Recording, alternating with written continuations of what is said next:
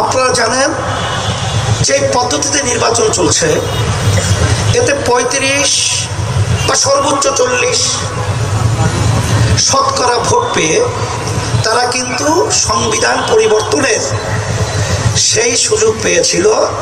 আর 65-60% লোকের কোনো গুরুত্বই এই বর্তমান পদ্ধতিতে আগের যে নির্বাচন হয়েছে দেওয়া হতো না, এবং তাদের মতামতের কোনো গুরুত্ব ছিল না।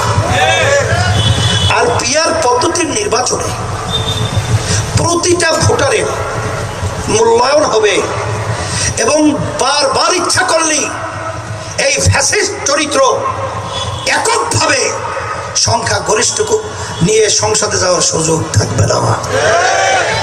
এর জন্যই এক শ্রেণীর যারা নাকি বিভিন্ন সময় নিজেদের স্বার্থ, দলের স্বার্থকে অগ্রাধিকার দিয়েছে, দেশের স্বার্থকে ভুলুণ্ঠিত করেছে, তারা এই পিআর পদ্ধতি বোঝে না। তারা বলে পিআর পদ্ধতি খায় না, মাথায় দেয়। আমরা বলবো পিআর পদ্ধতি খায়ও না, মাথায়ও দেয় না। পিআর পদ্ধতির মাধ্যমে এই দেশ সুন্দর তৈরি হয়, মানবতার কল্যাণ হয়, মানুষের অধিকার বাস্তবায়ন হয়। আপনার পিআর পদ্ধতি বোঝেন না, তাহলে রাজনীতি করতে আসছেন কেন? আপনাদের রাজনীতি করার অধিকারই তো বাংলার দেশে বেঁচে থাকতেই পারে না।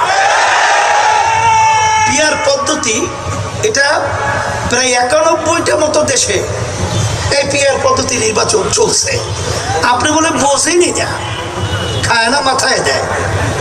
আসলে বোঝে সবই, কিন্তু মূল ব্যাপার হলো এই যে পদ্ধতিতে নির্বাচন হলে আর এদেশের টাকা বিদেশে পাচার করে 300, 350, 600, 20টার মতো বাড়ি তৈরি করা যায় না।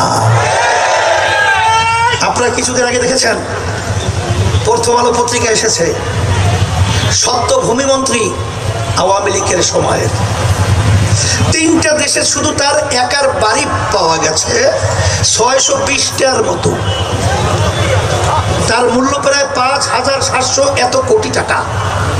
এই টাকা কি তার বাপের টাকা? আপনার আবার কষ্ট অর্জিত সম্পদ সরকারি ফান্ডে জমা হয়, আর ওই ক্ষমতার চেয়ারে বসে এদেশে টাকা বিদেশে পাচার করে। পিআর পদ্ধতি বোঝেন না, বোঝে সবই।